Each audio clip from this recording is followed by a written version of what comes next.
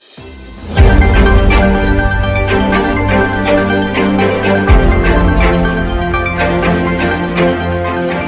Chandrika TV को स्वागत।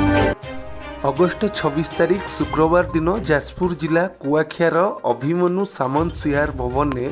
जाजपुर ग्राम्य जल जोगाण कर्मचारी समर्थित राज्य जनस्वास्थ्य यांत्रिक कर्मचारी संघ पक्षर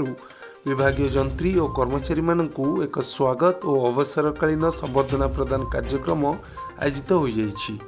राज्यसभा सभापति श्रीयुक्त प्रशांत कुमार महांती सभापतित्व में अनुष्ठित यह सभारे जाजपुर जिला ग्राम्य जल जोगाण अधीक्षण जंत्री इंजीनियर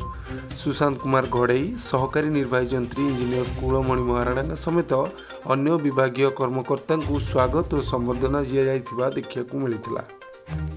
जिले में पूर्वर कार्यरत इंजीनियर चित्तरंजन साहू, अवसरप्राप्त कर्मचारी भीमसेन प्रधान, लक्ष्मण जेना, सुदर्शन दास, करुणाकर कर को पुष्पगुच्छ और उत्तर दिजाई अवसरकालीन संबर्धना दिया।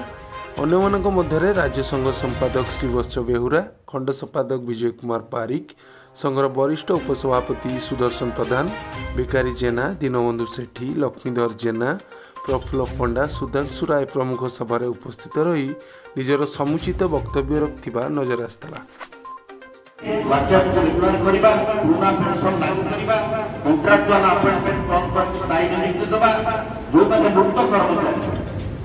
मुक्त कर्मचारी जड़े आप देखो राजनीति क्षेत्र में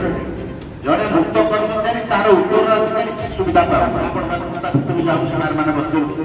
आमर जन मुक्त कर्मचारी जब मरीगला पिला चाकरी कर जो क्राइटेरिया जो प्रतिबंधक आपर हजार हजार संख्यार उपेक्षित होकर अपेक्षा कर मुक्त कर्मचारी। तेणु जहाँ समस्या आमर गोटे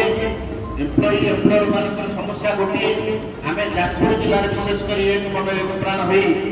परस्पर प्रति सहयोग हो डिपार्टमेंट कार्य बढ़ाई बेले आज 13टा डिविजन रु 59टा डिविजन होती। तेणु निश्चित भाव में आम समस्त आगामी दिन जो कार्यक्रम आसो सांगठन कार्यक्रम आम शारीरिक भाव में सांगठन कार्यक्रम